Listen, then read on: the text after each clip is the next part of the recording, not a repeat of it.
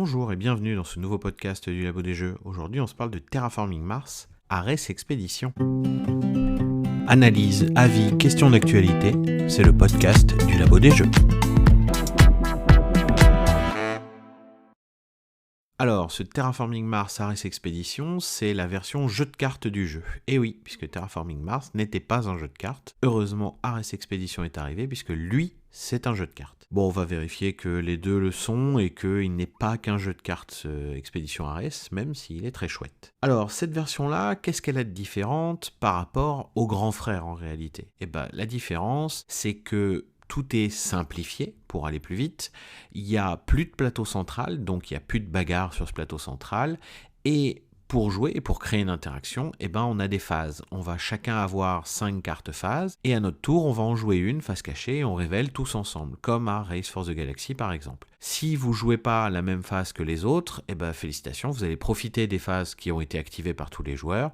Et la phase que vous avez choisie vous donne un bonus. Avec tout ça, on reste sur les mêmes paramètres que le jeu de base. On a des cartes vertes, des cartes bleues, des cartes rouges. Alors cette fois-ci, les cartes d'événement ne se retournent pas, elles restent face visible. C'est un truc en plus. Et l'autre, pour moi, énorme changement du jeu, c'est que les cartes sont gratuites, on ne les paye pas, et elles vous rapportent 3 méga crédits quand vous les revendez. Elles valent une fortune et c'est tout simplement une nouvelle ressource dans le jeu. Et pour booster ça, ils ont tout simplement développé un truc, c'est que vous pouvez avoir un revenu de pioche de cartes, qui est hyper intéressant parce que ça permet de récupérer de la carte.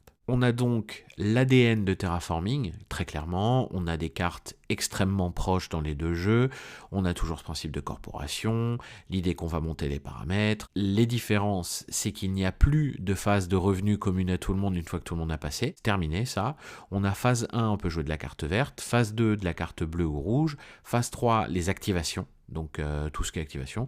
Également, rendre de la chaleur ou des forêts pour faire de la forêt et ou monter la température. On peut acheter des océans à ce moment-là, acheter des forêts à ce moment-là. Enfin bref, on fait tous nos achats à ce moment-là, la phase 3. La phase 4, c'est les revenus. C'est là que tous les joueurs reprennent un peu de la moula. Et la phase 5, c'est de la récupération de cartes. Tout le monde pioche et garde un certain nombre de cartes sur ce qu'il a pioché. On est donc proche de Terraforming Mars, mais on n'y est pas tout à fait non plus parce qu'on a enlevé, pour moi, une grosse partie de l'interaction. C'est-à-dire qu'on a enlevé, alors les joueurs font sans, mais moi je fais avec, on a enlevé la phase de draft à chaque manche, c'est-à-dire qu'on ne va plus contre-drafter la stratégie de quelqu'un. S'il est parti sur la stratégie espace et que on draft, je peux lui enlever les cartes espace pour pas qu'il les ait et ainsi essayer de le contrer. Il y a également le plateau central qui n'est plus là, donc fini les villes qu'on vient poser à côté des forêts des autres pour que ça nous rapporte des points gratos. Tout ça c'est terminé, le plateau central ici il est tout rikiki, il y a une piste oxygène, une piste chaleur et 9 océans à retourner au fur et à mesure de la partie. Autrement dit, il y a juste les paramètres, mais il n'y a plus vraiment d'interaction là-dessus. On va donc avoir un jeu plus plaisant parce que les autres joueurs vont moins vous bloquer. C'est-à-dire que si vous partez sur la stratégie espace et que vous chopez de la carte espace, par vos revenus, personne ne peut rien y faire et c'est comme ça que ça avance. Il va être plus frustrant pour ceux qui aiment essayer de contrôler ce que font les autres, justement, parce qu'il n'y a plus tout ça. Et il peut également être frustrant parce qu'une fois que la fin de game est déclenchée, c'est terminé, on n'ira pas plus loin. Et si ma stratégie fonctionnait mieux que la tienne, autrement dit, si mon moteur marchait mieux que le tien, je vais te rouler dessus et j'en suis désolé. Mais l'inverse est également possible, je vous rassure. Ce qui est intéressant dans celui-là, c'est justement le tempo pour jouer les différentes phases.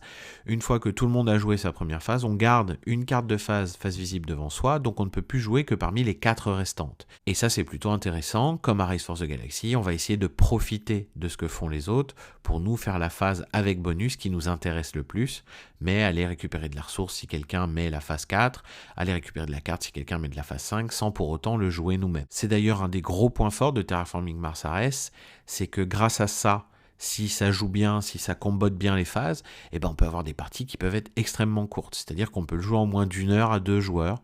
Très clairement, je suis descendu jusqu'à 35 minutes à 2 joueurs. On a réussi cet exploit-là sur une partie tout à fait plaisante.